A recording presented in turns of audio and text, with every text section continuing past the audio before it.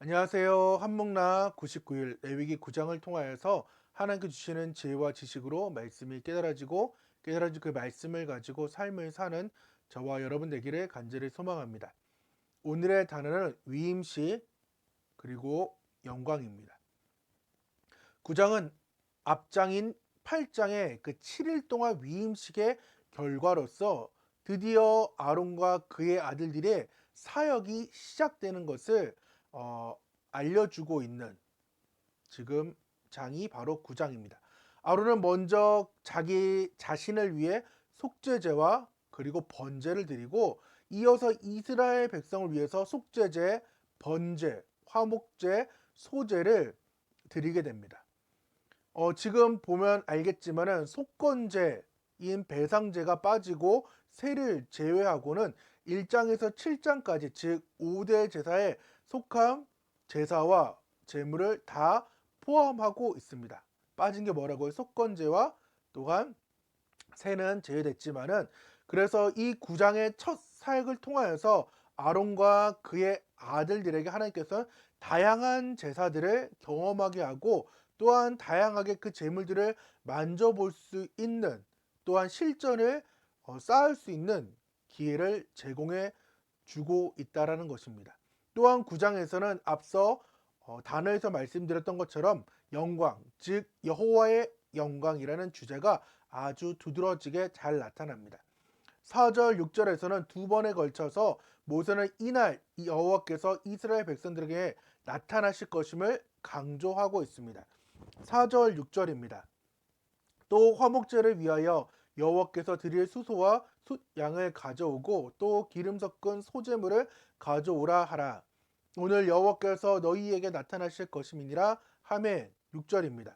모세가 이르되 이는 여호와께서 너희에게 하라고 명령한 것이니 여호와의 영광이 너희에게 나타나리라 라고 말씀을 하고 있으면서 그것이 23절 24절에 여호와의 영광이 그들에게 임하게 됩니다. 23절입니다. 모세와 아론이 회막에 들어갔다가 나와서 백성에게 축복하며 여호와의 영광이 온 백성에게 나타나며 24절 불이 여호와 앞에서 나와 제단 위에 번제물과 기름을 사른지라 온 백성이 이를 보고 소리 지르며 엎드렸더라 라고 하면서 여호와의 영광이 이제 임하게 되는 것을 볼 수 있게 됩니다. 이 여호와의 이 영광의 현현은 그 아들들 또한 아론 그 위임식을 승인해 주고 있으며 또한 그 제사들을 수용하신다는 의미를 담고 있습니다. 그래서 24절에 여호와의 불이 나와서 제물과 기름들을 삼켜 버리고 또한 그 일로 통하여서 이스라엘에게는 제사장의 그 제도가 마련되는 것입니다.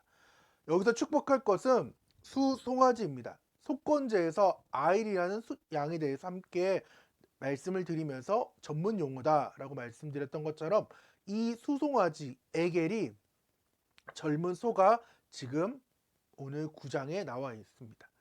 레위기에 있는 제사법에 이 수송아지는 대부분 다 수소로 다 바꿔야 됩니다. 그런데 9장은 좀 예외입니다. 그래서 아론이 드린 즉 속죄제로 드린 이 수송아지 에겔과 또한 이스라엘 백성의 번제로 드려지는 이 수송아지를 지금 에겔이라는 전문 용어로 지금 사용하고 하나님께서 그것을 드리라고 명령했습니다.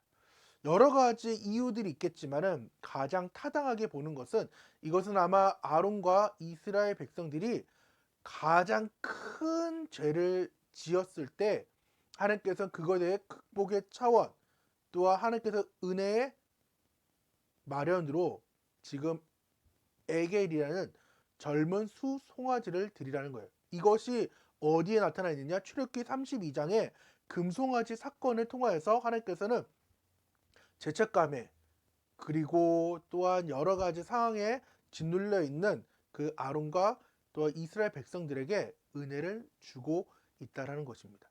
즉 죄의 끔찍한 그 부분을 하나님께서 걷어 가시는 장치라고 볼 수 있습니다. 비슷한 부분이 어디에 또한 나타나 있을까요?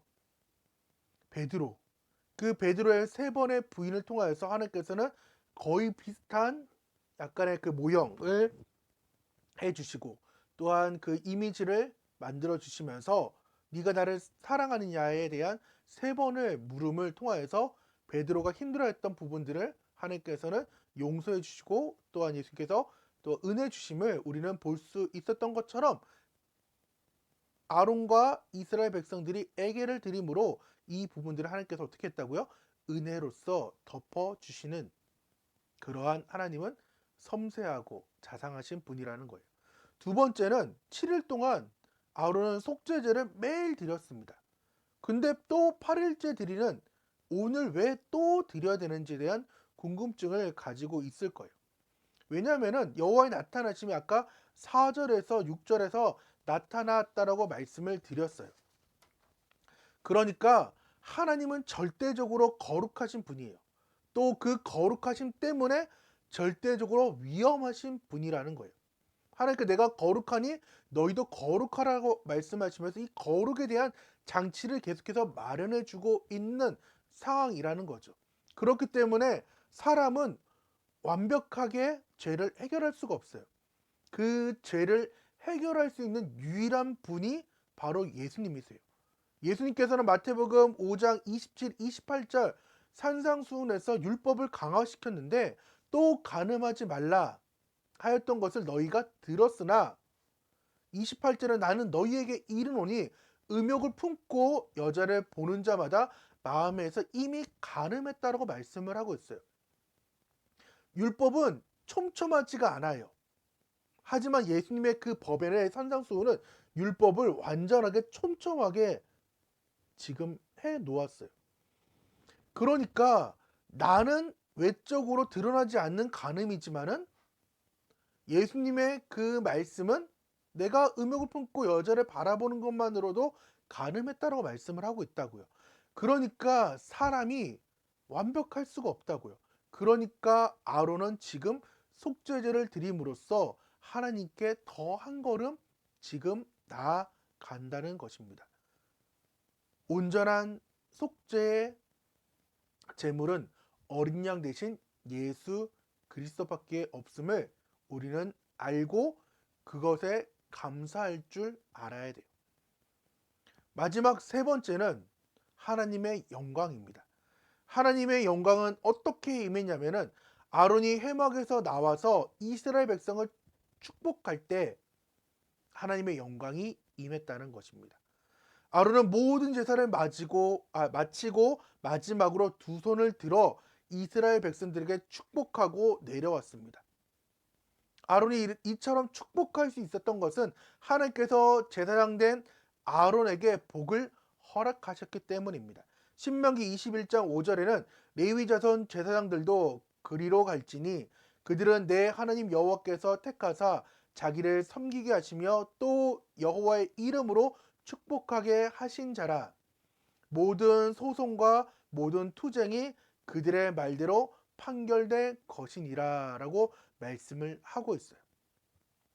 하나님께서는 성도의 예배와 헌신에 대해 여러 가지로 응답하시는데 그 중에 하나가 복을 내려주신다는 것이며, 또 하나님께서 우리에게 복의 근원이 되라고 말씀하고 있습니다. 또한 신약시대에는 에베소 1장 3절에 찬송하리로다 하나님 곧 우리 주 예수 그리스도의 아버지께서 그리스도 안에서 하늘에 속한 모든 신령한 복을 우리에게 주시되라고 말씀하면서 하나님께서 우리가 구하지 않은 것까지도 복을 주시겠다라고 말씀하시는 분이에요. 그렇기 때문에 우리의 제사장 직분으로 내게 속한 사람을 마음껏 축복할 의무가 있고, 또한 그런 축복권이 우리에게 있습니다. 그러할 때에 우리에게 속한 사람들을 축복할 때 하나님께 나아갈 수 있는 그러한 상황이며 하나님의 영광이 나타났고 또한 임했다는 것입니다.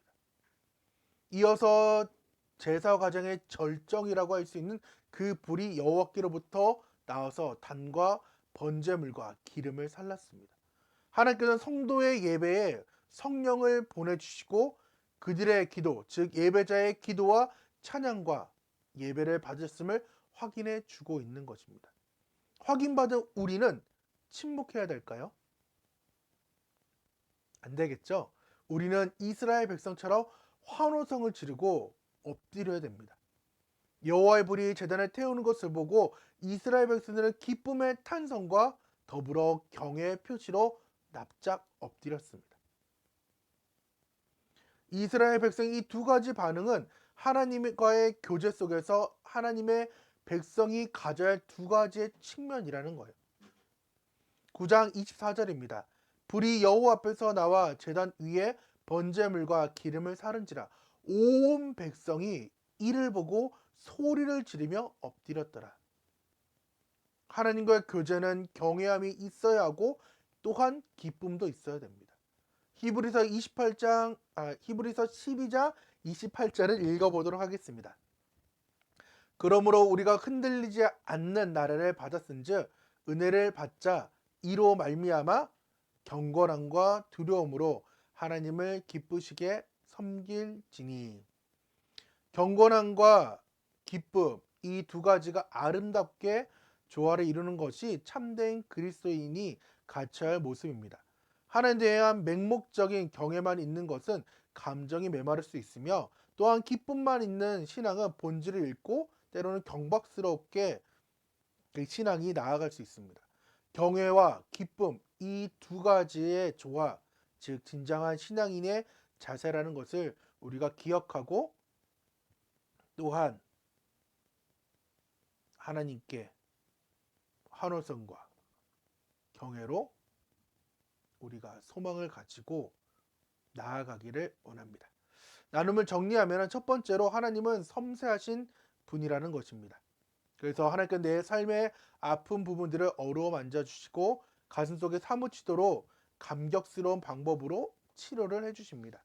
둘째, 우리가 아무리 참담한 죄를 저질렀다고 해도 베드로처럼 아론 때 그 상황처럼 그러한 일들이 있다 하더라도 그것이 끝이 아니라는 것입니다. 하나님은 우리가 하나님을 바라보고 진정한 회개, 통회, 자복함으로써 정말 간절하고 겸손한 마음으로 하나님의 은혜의 손길을 갈망해야 됩니다. 세 번째는 포기하지 말아야 됩니다. 우리는 우리 자신을 포기하고 싶을 때가 너무나도 많이 있습니다. 정말 계속 좀 이런 표현 좀 그렇죠. 말할 때 계속 절게 되면은 계속 신경 쓰여요. 그래서 포기하고 싶을 때가 너무나도 많이 있어요. 이렇게 부족한 모습으로 영상을 찍어도 될까라는 고민을 계속해요. 근데 느낄수록 주님께서 끝까지 붙잡아 주기를 저는 바라고 있어요. 그리고 이 일을 통하여서 제가 영성이 계속해서 조금씩 쌓여지길 하나님이 원하시고 있다라는 생각을 하면서 이 영상을 찍어요. 그렇기 때문에 조금만 더 기도 좀 해주세요. 그렇기 때문에 하나님께서는 우리의 손을 놓지 않으십니다. 다만 누가 손을 놓느냐? 우리가 손을 놓게 되는 상황인 거죠. 그렇기 때문에 사랑의 하나님을 우리가 기억하고 여호와의 영광이 충만할 때까지, 아니 그것을 못하니까 예수님께서 오셨죠. 그 영광 가운데 성령의 기름 부으심으로 내게 맡겨진 모든 사람들에게 지금 축복을 흘려 보내야 됩니다. 그래서 오늘의 적용은 내게 맡겨진 영혼들과 직장, 가정을 위해 하나님의 그 축복을 저는 흘려 보내려고 합니다. 3일기는 계속해서 기도해 주는 아이들이 있는데 그 아이들과 하루에 30분씩 더 직장과 가정과 또한 내게 맡겨졌던 그 기도하는 아이들 말고도 좀 더 기도하는 시간을 가져보려고 합니다. 기도하겠습니다. 하나님 감사합니다. 오늘도 부족하지만은 주님의 말씀을 또한 함께 나누었습니다. 하나님 아론에게 또한 그의 아들들에게 그 위임식을 통하여서 하나님께서는 여러 가지로 경험케 하시고 또한 자상하게 또한 포기하지 말라라고 말씀하며 또한 격려해주고 사랑해주는 모습을 오늘 9장을 통해서 보았습니다.